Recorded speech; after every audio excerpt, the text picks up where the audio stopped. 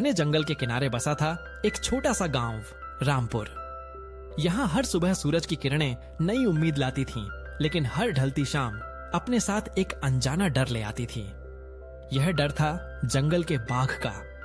उसकी दहाड़ अक्सर रात के सन्नाटे को चीर देती थी और उसकी मौजूदगी का एहसास ही गांव वालों के रोंगटे खड़े कर देता था। बच्चे तो क्या, बड़े भी सूर्यास्त के बाद घरों से निकलने की हिम्मत नहीं करते थे। गांव की औरतें शाम होते ही अपने बच्चों को आंचल में छुपा लेती थीं और पुरुष अपनी लाठियां कसकर पकड़ लेते थे। सबने यही मान लिया था कि वह बाघ सिर्फ एक आदमखोर शिकारी है जो उनके पालतू जानवरों को अपना निवाला बनाता है और मौका मिलते ही किसी इंसान को भी नहीं छोड़ेगा। गांव का हर व्यक्ति उससे नफरत करता था और उसे अपने गांव का सबसे बड़ा दुश्मन मानता था। गांव का मुखिया धर्मपाल एक समझदार और अनुभवी व्यक्ति था। वह कई बार वन विभाग से मदद मांग चुका था, लेकिन बाघ इतना चालाक था कि वह कभी जाल में फंसता ही नहीं था। वन विभाग के अधिकारी भी गांव वालों को बस आश्वासन देकर लौट जाते थे। गांव वाले अब बस अपनी किस्मत को कोसते थे और हर दिन भगवान से यही प्रार्थना करते थे कि जल्द ही उन्हें इस खूंखार जानवर से मुक्ति मिले। खेतों में काम करने वाले किसान हमेशा चौकन्ने रहते, कहीं झाड़ियों से अचानक बाघ न निकल आए। उनकी रातों की नींद हराम हो चुकी थी, क्योंकि हर रात बाघ की एक नई दहाड़ उन्हें दहशत में डुबो देती थी। एक दिन गांव में एक अजीब सी घटना हुई। रात के अंधेरे में अचानक कुछ हलचल हुई। गांव के कुछ शरारती लोगों में से मंगल और रमेश, जो अक्सर जंगल से लकड़ी चोरी करते थे, गांव की ओर आ रहे थे। उनके हाथों में कुल्हाड़ी थी और उनकी आंखों में लालच। वे गांव के बाहर खड़ी भैंसों को चुराने की फिराक में थे। जैसे ही वे बाड़े के करीब पहुंचे, एक जोरदार दहाड़ से पूरा जंगल गूंज उठा। यह वही बाघ था जिसका डर गांव वालों की रातों की नींद हराम कर देता था।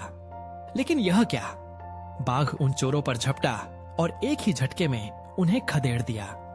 मंगल की कुल्हाड़ी दूर जा गिरी और रमेश डर के मारे जमीन पर ही गिर पड़ा।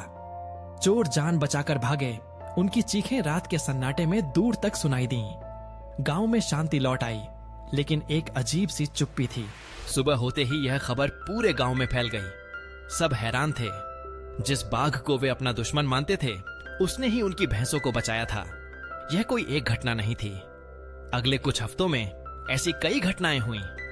एक बार जंगली हाथियों का एक झुंड गांव के खेतों को रौंदने आ रहा था। तभी बाघ अपनी पूरी ताकत से दहाड़ा और हाथियों को दूर भगा दिया।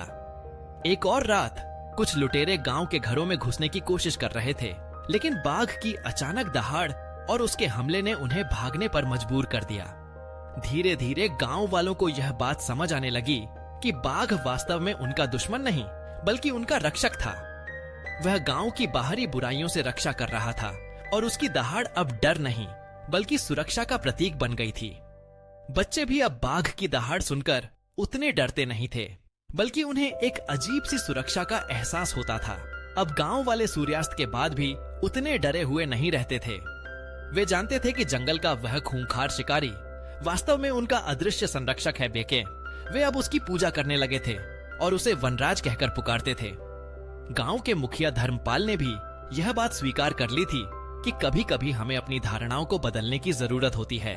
बाघ ने अपनी हरकतों से गांव वालों का दिल जीत लिया था और उन्हें यह सिखा दिया था कि हर खूंखार दिखने वाला प्राणी बुरा नहीं होता।